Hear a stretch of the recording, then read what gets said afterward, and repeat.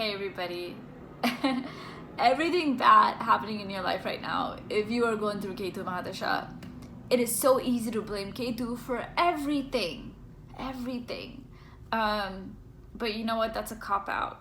That is a cop-out, and that is it's a way for you to not take responsibility for what's happening. And once again, I'm saying this, I'm not downplaying this time period. I know how difficult it is. Last year for me was the most difficult time in my life, and it wasn't so much what was happening outside of my life, because like in the outside world everything was fine, but my inside was just like changing so much that I had a hard time keeping up with it. I remember I went through a little bit of like time where I didn't feel connected with anything. I didn't want to do anything that brought me happiness, because literally nothing brought me happiness. And I remember not being able to connect with anybody, any of my family members, and that was hard. But please know that it will end. It will be over.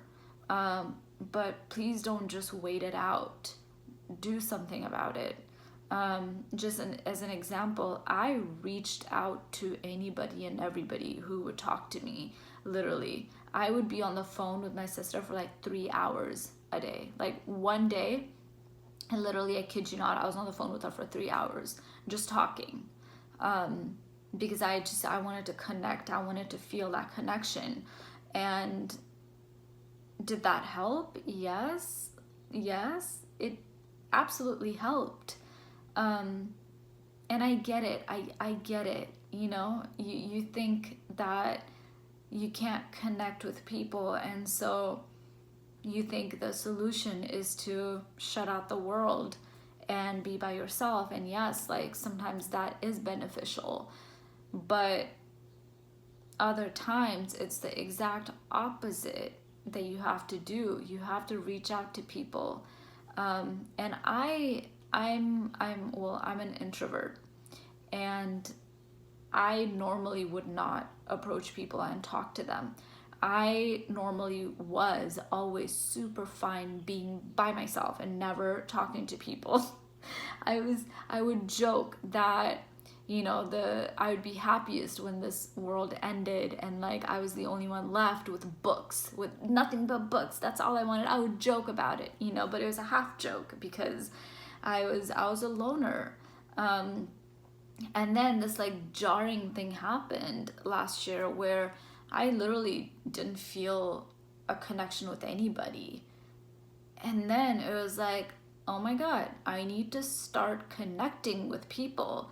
I need to really start making that effort.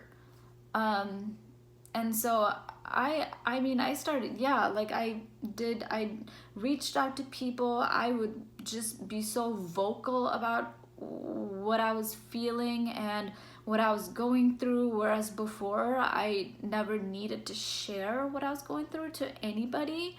So, I mean, anybody who, you know, who was in my life knew what I was going through. I had to do that. That was one of the things that absolutely brought me out of it.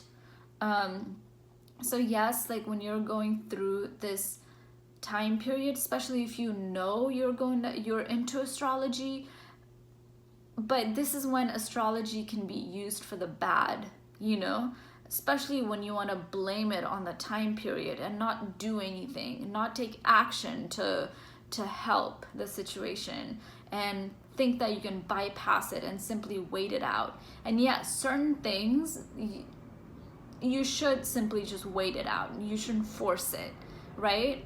But other things, something as simple as maybe changing your diet, that helped me immensely. The more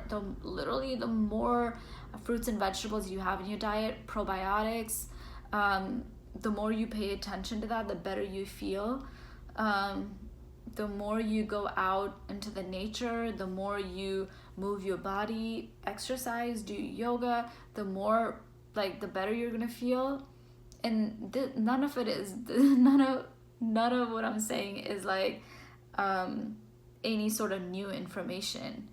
But I think this is pretty much like what I wanted to say. You know, like if you're going through a Ketu Mahadasha time period right now, and either you are experiencing some sort of depression, anxiety, or some sort of thing where your mind is not at ease, take all the time. Take time, rest.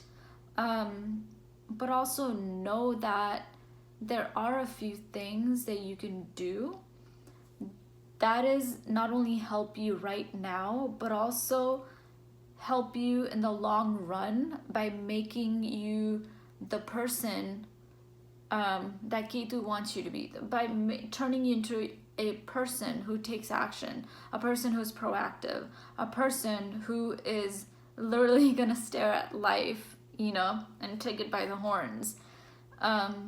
The way I see it, like, difficult time periods shape you. My phone was about to die. Really difficult time periods and hardships in life shape you.